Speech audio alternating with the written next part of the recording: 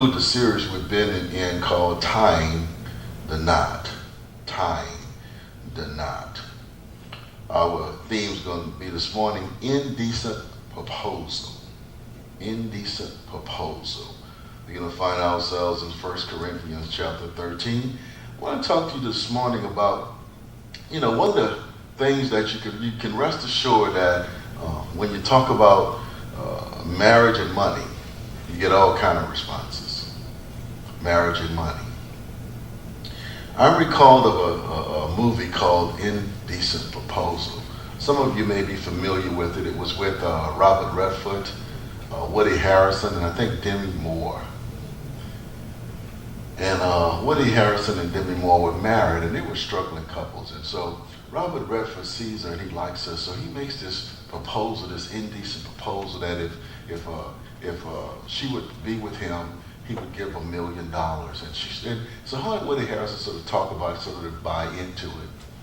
And it goes on, and they have what you call an innocent love.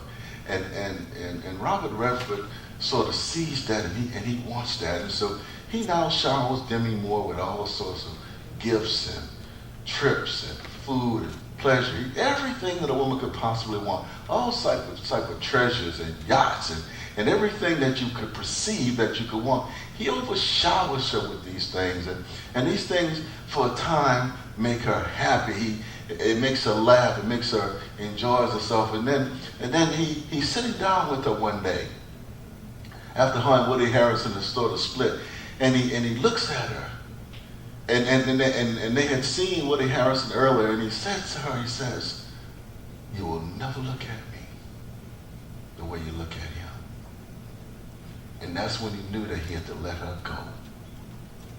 And what I want to talk to you this morning is about this concept that we call marriage and what a real marriage is about. See, marriage isn't always about things and people and places, and oftentimes we get so caught up in that we lose focus on what a real marriage is about. And a lot of us have what we call an indecent proposal. We got married under a weird set of circumstances. We got married under people, places, and things. So what I want us to look at is that when God puts a marriage together, it's what's called a proper proposal. It's what's called a proper marriage. Because people get married for all kinds of reasons.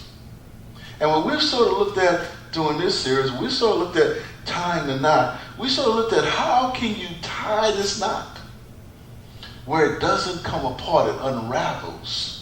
And so what we've been looking at is that how you can maintain that love, how you can maintain that marriage after the wedding. You see, that's where the problem comes in.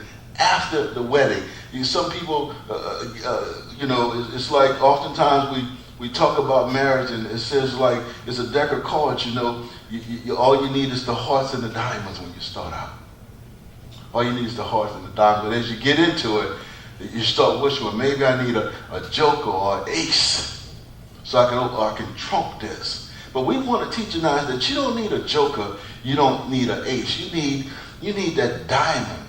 You need that heart when you tie that knot, because what happens is that as we go through our lives, we're going to find that life is a roller coaster. We talked about the fact that when you bring different people together, they have different characteristics, different traits. You're trying to merge a whole series of things that are different. So you're going to have some friction in that marriage. You're going to have some friction in their life. And what we want you to leave from here this morning with is that we want you to leave here that there's a special kind of love.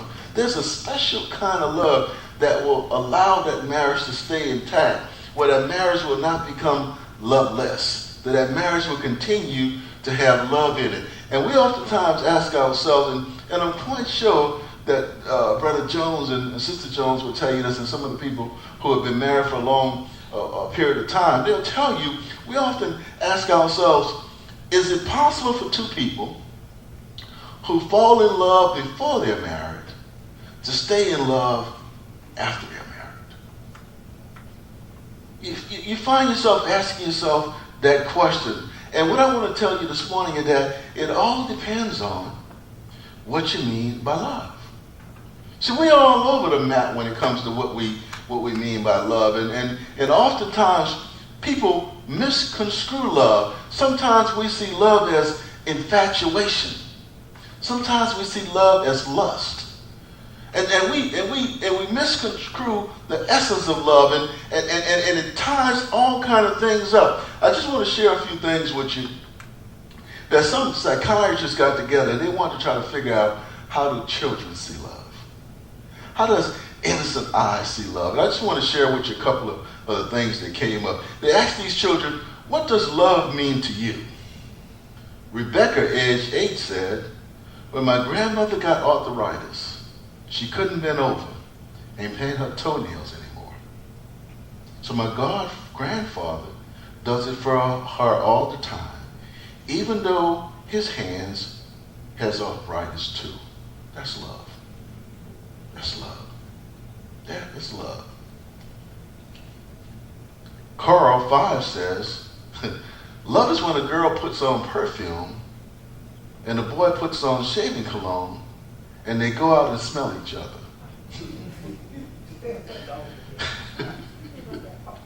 Christine said, love is when you go out to eat and give somebody most of your French fries without making them give you any of theirs. It's amazing how kids think, huh? Danny, age 7, says, love is when mommy makes coffee for my daddy and takes a sip before giving it to him to make sure that it tastes okay. Favorite here says, love is when mommy gives daddy the best piece of chicken. So kids will look at love in all sorts of ways. But Jessica says this, and I think this is so important. She says, you really shouldn't say I love you unless you mean it. And if you mean it, you should say it a lot, because people forget it. Isn't that unique how kids see love? When you look into the eyes of kids, you see something entirely different. But we're going to go, and we're going to go to what's called the love chapter. 1 Corinthians chapter 13. We're going to go to this love chapter, and we're going to see how God defines love, how God weighs in on this concept of love, what love is, how love acts, and when love is real. What love is, how love acts, and when love is real. Because what happens is that what a lot of people call love oftentimes has nothing to do with love. What you're going to see in this chapter, one of the best definitions of love that's ever been written down by men. Now keep in mind, this definition is inspired by God. That is what makes it so unique. And it deals with a unique kind of love. Now remember, sometimes the things we call love is more lust. Like the word erotic comes from the Greek word eros, which basically means it's expression of love through the sex act. Some people see sex as love. Sex isn't love. Sex is not love. And we're going to see, for those of us who believe that, I guarantee you that every healthy marriage needs to have a healthy dose of erotic, passionate, emotional love between the husband and the wife, and that appetite to fulfill that has to exist. But that's not going to always be there, and it's not going to always exist. That's why when you say erotic, it's not really love. Then there's another word we use for love. It's called this kind of friendship love. It's philos. It's a Greek word. And that's the kind of love that you show affection for a family member or a friend. And oftentimes when we meet someone, we have that kind of intimate or friendship, brotherly love that emanates, and then oftentimes we misconstrue that as love. Because you feel good about a person and they feel good about you. We misconstrue that. That doesn't last. That's not going to last. Because what happens is that two things. One, your spouse should be your best friend here on earth. Jesus first, then your spouse.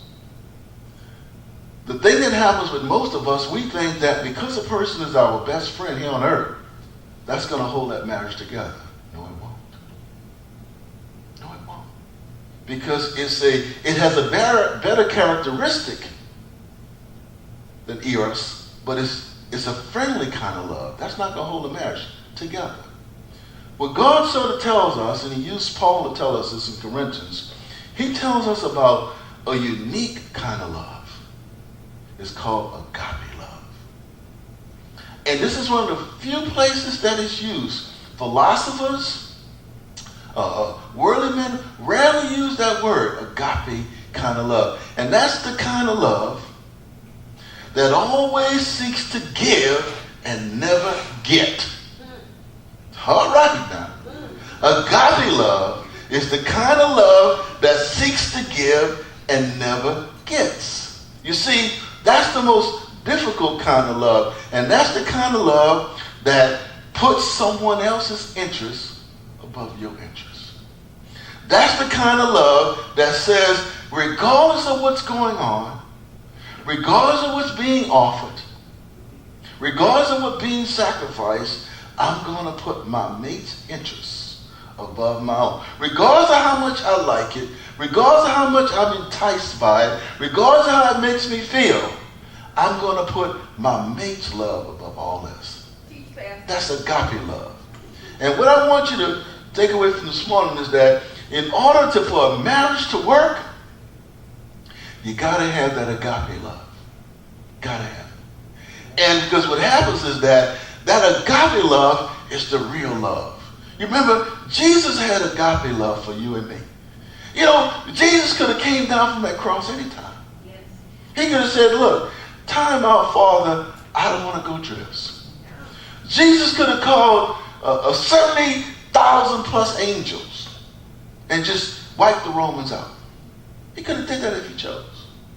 But because of his agape love for you and me, he stayed on that cross. And what I want to share with you this morning is that if the marriage knot is going to stay tied, we got to have that agape love. And the good news for you and me is that God has given us ironclad instructions, ironclad directions that we don't have to guess. We don't have to deal with that erotic love.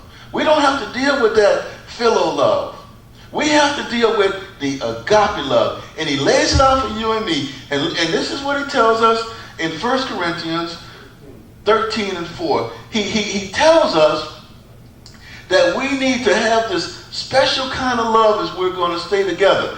And the irony about this love is that it starts out with a lot of negative statements, but it quickly turns to the key component. And when he's telling us, and this is the question that you and I need to ask ourselves, boyfriends, girlfriends, husbands, wives, fiancé, this is the question we need to ask ourselves.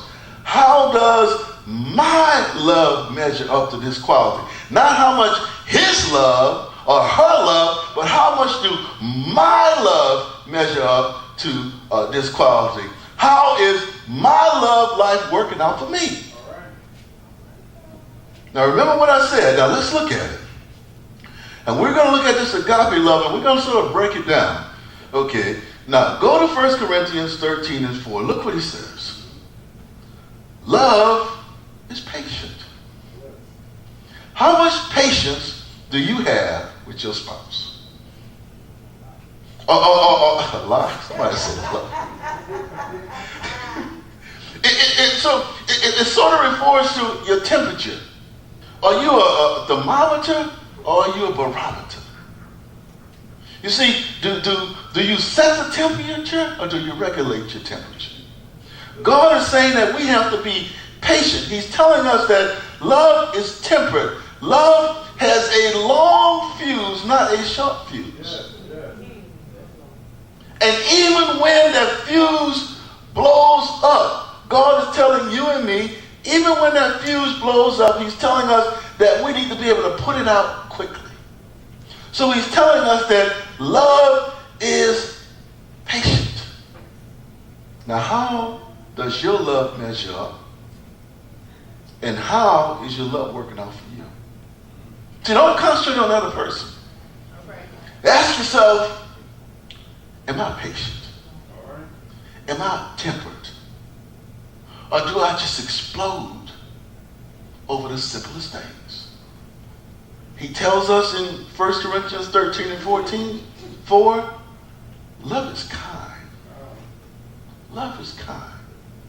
And it simply refers to the way we treat the other people in our lives, the way we talk to them, the way we respond to them. You know, a person just says, how you doing? What do you want? I mean, you just ask them how you doing. Before you can even get how you doing, they yell, what do you want? You see, love is kind. Love is kind. And love reaches out. And what happens to you and me, as Mark Twain once said to us, is that we believe in kind until we have to apply it. See, kind is a good idea until you have to apply being kind. Look what he says in 13 and 4. He says, it does not envy. It does not envy. You see, what he's telling us is that we don't need to be jealous of one another. You don't need to be jealous of your mate. You see, if your wife walks into a room and everybody's looking at her, you need to be proud. You know, if your husband walks into the room and everybody's looking at him, you be proud. You don't be jealous of that. You embrace that. Hey, there must be some endowing qualities about this person that everybody's attracted to them because you know where you stand with them. It don't matter. It doesn't matter. You see, love that doesn't show envy. You see, all envy is simply a disguise for distrust. When you are envious of your loved one, you really don't trust them. You know, that is real. You see, what love doesn't want to possess someone. Why would you want to possess that excellence? No, you want to release that excellence. You want that excellence to grow. You want that excellence to attract. Because what happens is that when you show that envy, you show that you distrust. But love is about trust. You see, you have to trust someone to love them. You have to trust them and love them. Now, question to you today, how does your love measure up to Corinthians 13 and 4? Huh? Ask yourself that question. How envious and how jealous are you of your husband? Let's go a little farther now. It does not what? Boast. True love doesn't boast. You see, you don't go around telling your spouse, I do all the work. I bring home all the bacon. If something doesn't get done, something's going to get done, I have to do it.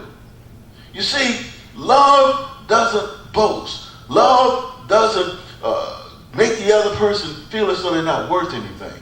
You see, we can't go around bragging about ourselves, focusing on all our good traits and all the negative traits of the other person. Think about that. You don't go around just boasting on yourself all the time. Because what happens is that you make yourself bigger than the relationship. Bragging on yourself. As a matter of fact, you have now become intoxicated. You become arrogant. That's why we got to be careful about boasting in love. If I don't do it, it ain't going to get done. If I don't bring the money home, what's going to happen? I make more money than you anyway. You see, love is not about boasting. Love is not about that arrogance. How did your love measure up? Remember I told you questions about you this morning.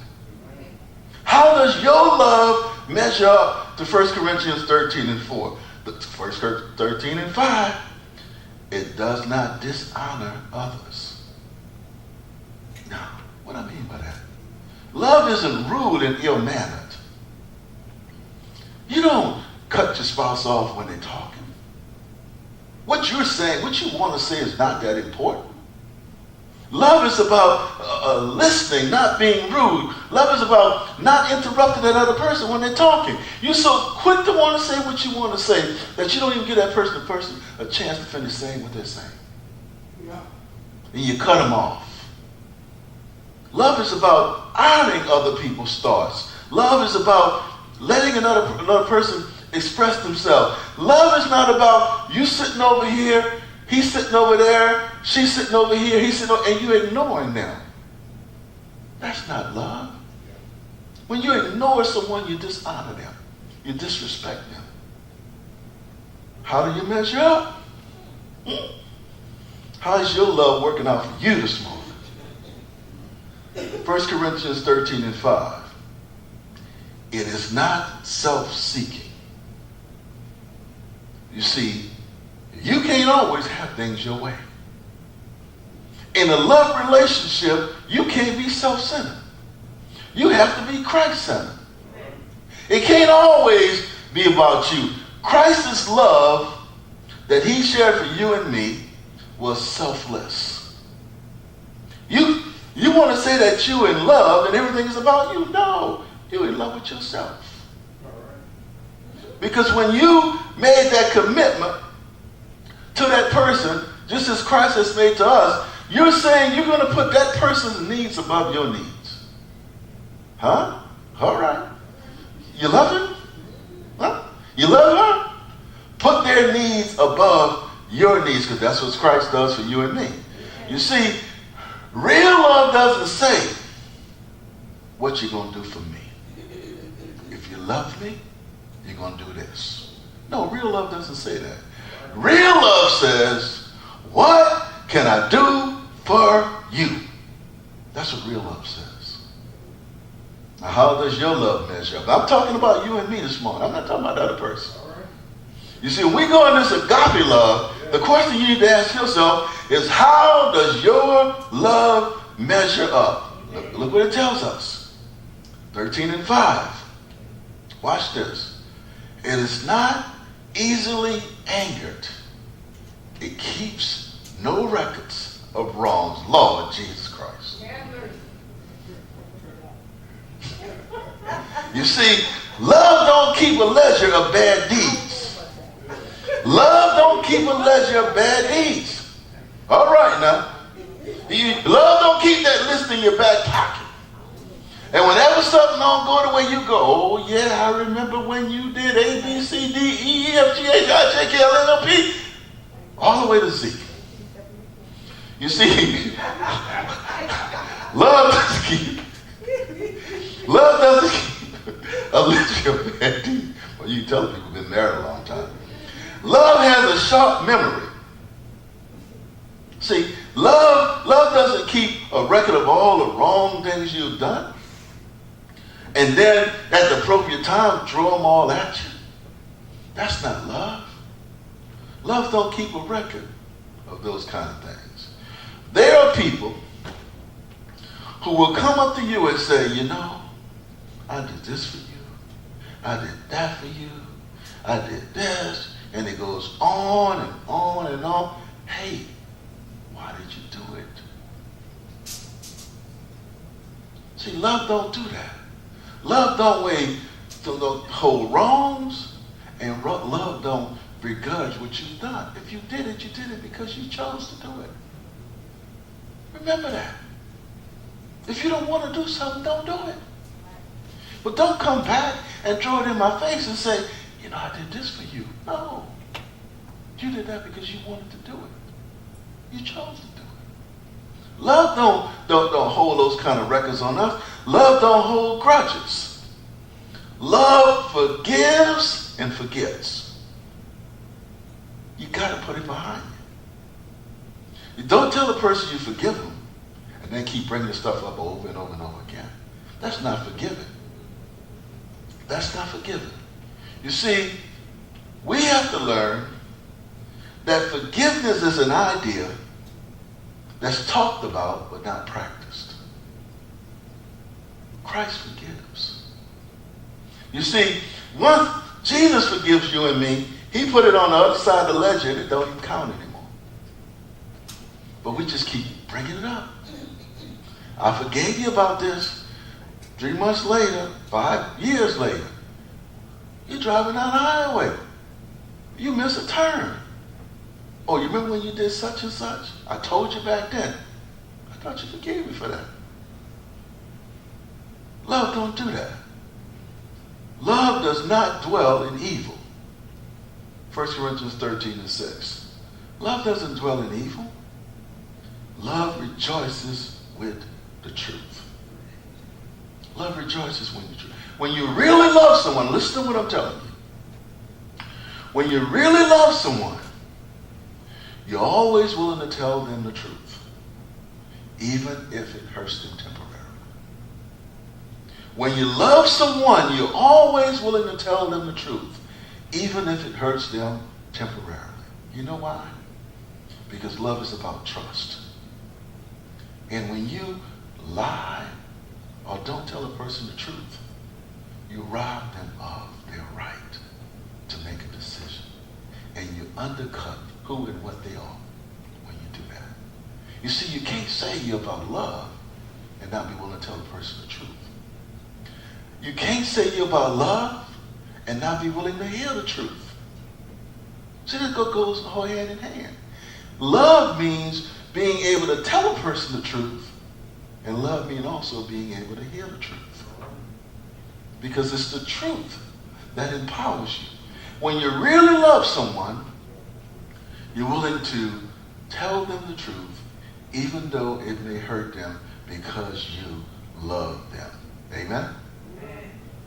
So Paul sort of lays this out for you and me. And what he's telling us is that, look, this is what love is all about. When you really love your spouse, when you really love someone, it's agape love. But oftentimes we sort of mix up this agape love. Now I want to show you a couple of things, excuse me, so you can really see this love. When you love someone, you show them how, according to how you live. See, if you love me, how you present yourself to me makes a difference. Show me you love me through how you live. Look what it says in 1 Corinthians 13:7. It says this to you and me. Love bears all things, believe all things, hope all things, and endures all things. Pay close attention to that. Love bears all things, believes all things, hope all things, endures all things. Look what Paul is doing there. He's taking one noun and adding some verbs to it. What's the key? Love does what? Bears what? All things. And he's telling you and me that love deals with the circumstances. Love deals with the environment. Love deals with the hurts. Love deals with the pain. Love deals with happiness. Love deals with joy. Love deals with everything. Love is sort of our pantry where we place our essence and our being. So it bears all things, it believes all things, it hears all things, it endures all things. Look at those words. You got to be able to bear. You're going to have to bear some things in your relationship. You're going to have to hear some things in your relationship. You're going to have to see some things in your relationship. You got to be able to bear those things. You're going to have to believe in that person. That person's going to have to believe in you. In the things they're sharing with you. In the things they're doing with you. You're going to have to believe in them. You're going to have hope in that relationship when there's no hope. You're going to have to endure all kind of stuff. Love bears all. And that's what he's telling you and me. In order for couples who fall in love to stay in love, you have to bear all things. You have to sometimes put up with some things to protect that person. See, you're not putting it up. It don't make you small when you put up with it. You may have to protect that person. that you says to them, I love you. So you have to bear all things. You have to sometimes deal with their irritants and their flaws. Understand that. He may irritate you, but you irritate him. She may have some flaws, but you may have some flaws too. See, what we have to look at is that we have to look at our spouse's thoughts and not their faults. You see, when you get into the thoughts, you're getting where you need to be. Stop looking at the faults. Love believes all things. You have to see. You have to trust that spouse. You have to believe in that spouse, regardless of what has happened. You have to believe in that person. You have to believe. And your attitude to your spouse cannot be negative. It has to be positive. You have to always look at that glass as being half full, not half empty. See, you got to go back and remember, look, man, he had it going on. She had it going on. You got to look at that glass as being half full, not half empty. We got to stop doing that. We got to be positive. Love hopes for all things. When you married that person, you said to that person, I love you, I trust you. Marriage to a mate is so key and so important, because what happens is that when you trust your mate, when you believe in your mate, when you endure with your mate, you're doing what Christ did. You're saying, I'm trying my best to be Christ-like. You're saying that I have hope in you because I have hope in God. Love endures all things. You see, you can't kill a love that bears, believes, and hopes, and endures all things. You can't kill it. It's a love that will endure forever, ever. Now, it never ceases to amaze me. Some people think that marriage is a multiple choice. Yeah, people think that. I'm telling you, people think that. I'm reminded of a story. A pastor said one time he was doing a marriage ceremony, and he told the man and the woman, do you take this woman for better, for worse, for richer or poor, in sickness and in health? To that do your part? And the man looked at the pastor and said, I take the richer and the better and the health.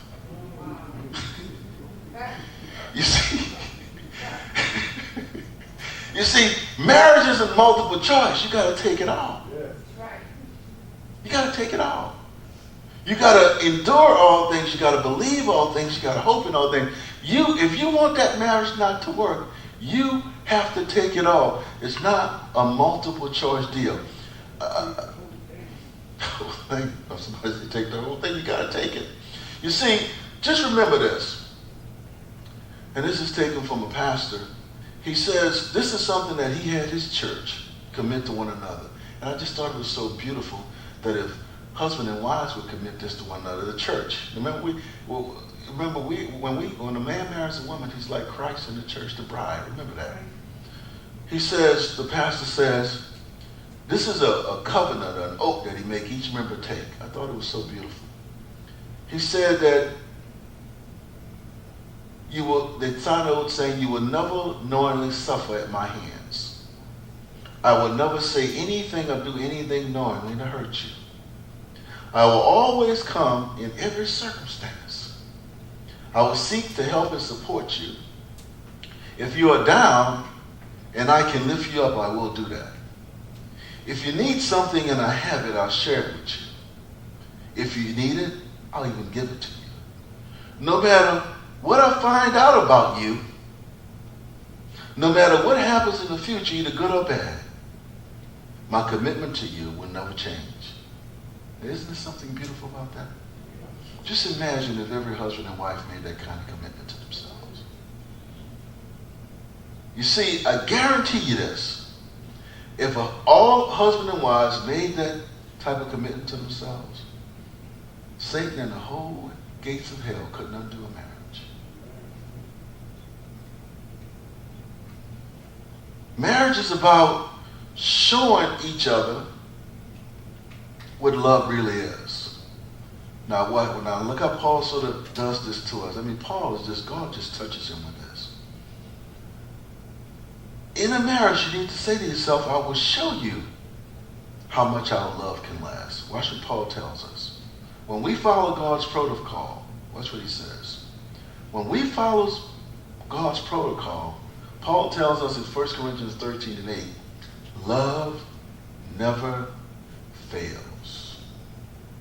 See, you want a marriage that won't fail? You follow God's protocols. Because God puts the protocol together that a little bitty 5-year-old could see it. God puts these protocols together for you and me. He wants us to fall in love and have a real love. He's telling you and me that when we follow these protocols, he's saying that our love will be real. So there's something about real love that sort of glues a marriage together. It just yokes it together. And Paul surmises this by saying, if you do these things, if you have this agape love, it never fails. It never fails. It's that philos love and that eros love that fails. Because you're not going to always be able to be that. And what Paul's saying is that the reason why I know this won't fail is because what happens is that God has yoked you to a loved one. Now, that doesn't mean God chose it for you. God may put you in an environment where you see 30 different people. And the Holy Spirit has to lead you to where you need to be. Now, sometimes, as you know, we override God's guidance. So don't go around saying God yoked you together when you know you yoke yourself together. Remember that. Because when we honor and we obey God, you know something? Life is peculiar. We can, you know, they call it a glue called gorilla glue. Now, that glue can almost bond anything. But unless you release it out of that container, it doesn't bond anything. That's how the agape love is for you and me. It has to be applied.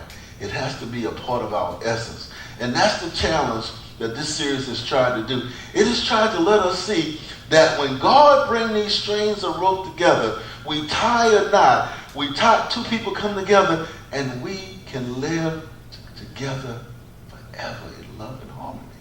If it's agape love, love that asks for nothing, try this and see how your love measures up. Don't deal with his love or her love. Deal with your love. Try this for the next 40 days.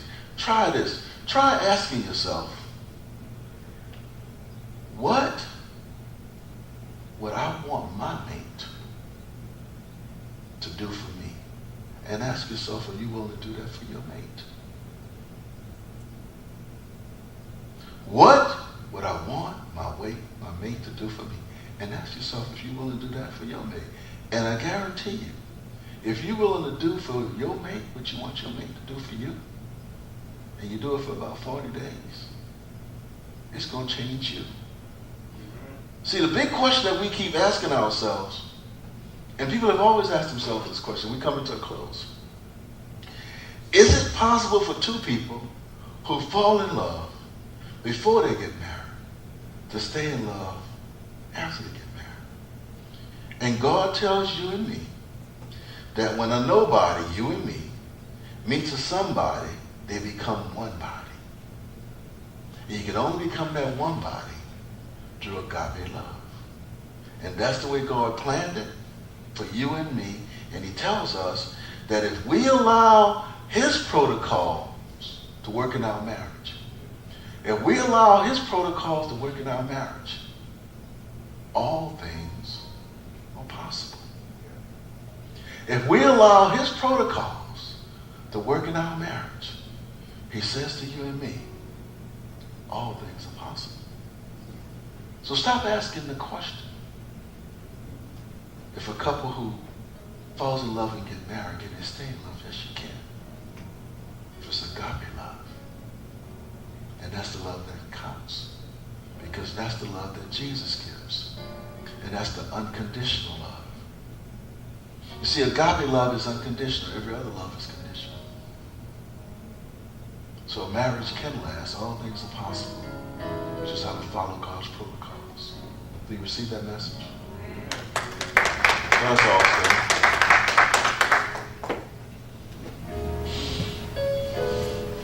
Holy Father, we want to thank you for allowing us to come together this morning, Father. We thank you, Father, for allowing us to come together as a body of believers, praising and worshiping